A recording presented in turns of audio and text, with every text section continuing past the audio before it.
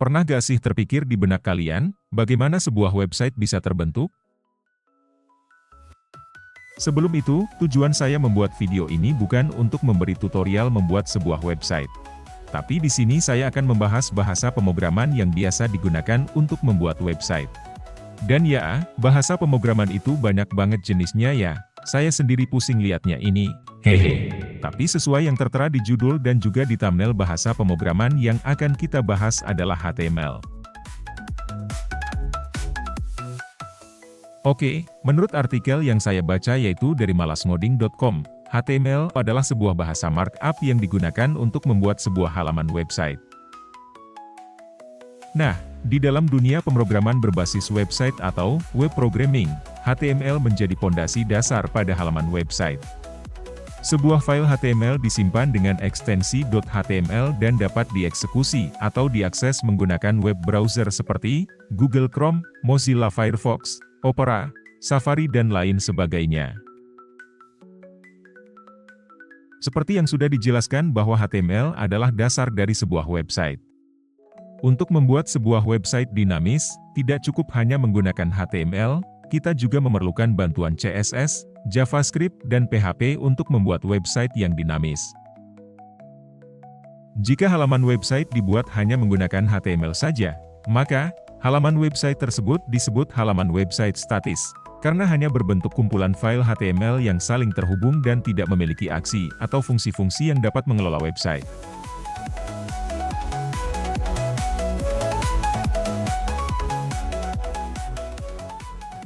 HTML tentunya memiliki beberapa elemen yang tersusun dari tag-tag yang memiliki fungsinya masing-masing. Contohnya, tag heading, untuk membuat struktur judul, paragraf, pembuatan form, tombol, list, membuat hyperlink atau link yang menghubungkan antar halaman website. Untuk bahasan lebih lengkap tentang elemen, saya akan buatkan video terpisah.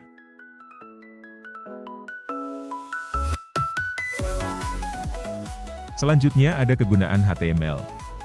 HTML sendiri berfungsi sebagai pondasi atau kerangka sebuah halaman website.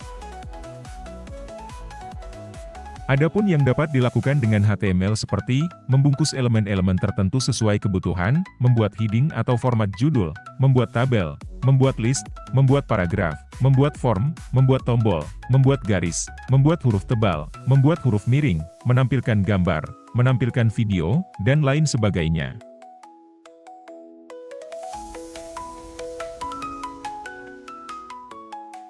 Jadi kesimpulan dari pengertian HTML adalah, HTML merupakan kerangka pondasi dasar dari sebuah pembuatan sebuah website. Nah, gimana? Udah paham? Sama sih, saya juga belum hehehe. Oke lah, kita lanjut ke pemilihan text editor. Oke, apa sih text editor itu? Memangnya penting ya? Oh, jelas sangat penting. Text editor merupakan aplikasi yang digunakan untuk menulis sintas atau kode program, khususnya untuk penulisan kode program HTML itu sendiri. Jadi, gimana mau ngoding kalau aplikasi pemrogramannya aja kagak ada ya kan, hehehe. Oleh karena itu, ini dia beberapa rekomendasi text editor yang bisa kamu gunakan untuk menulis kode program bagi pemula. Yang pertama ada Sublime Text. Text editor yang paling banyak digunakan oleh programmer. Text editor ini memiliki tampilan yang elegan yang khas dengan warna kecoklatannya, dan text editor ini tersedia untuk Windows, Mac, dan Linux. Nah, bagi kamu yang pengen langsung download Sublime Text, udah ku sediain di deskripsi, oke. Untuk yang kedua ada Notepad++. Text editor ini khusus bisa digunakan untuk Windows dan free lisensi, dalam artian bebas digunakan tanpa mengeluarkan biaya. Editor ini memiliki ciri khas tersendiri dan banyak fitur-fitur yang bisa diinstal di text editor ini. Link download ada di deskripsi. Yang ketiga ada Atom. Text editor ini hampir sama dengan Sublime, namun teks ini agak sedikit lebih berat jika dibandingkan dengan Sublime. Editor ini bisa digunakan oleh platform Mac, Windows, dan Linux. Link download ada di deskripsi. Yang keempat ada Bragcast. Text editor ini memiliki kriteria tersendiri dan hampir sama dengan Atom. Editor ini bisa digunakan untuk platform Mac, Windows, dan Linux. Seperti biasa, link download ada di deskripsi. Yang kelima ada NetBeans. Text editor ini merupakan salah satu favorit programmer. Namun text editor ini bisa dikategorikan lebih berat dari text editor lain yang disebutkan di atas. Saking beratnya, laptop yang ngedit video ini aja sampai gak kuat loh. Haha, tentang salah satu kemudahan text editor ini adalah tampilan kode program yang ditulis lebih rapi. Bagi yang PC-nya spek dewa, link download ada di deskripsi. Jadi ya, itulah beberapa list text editor yang bisa digunakan untuk menulis kode HTML.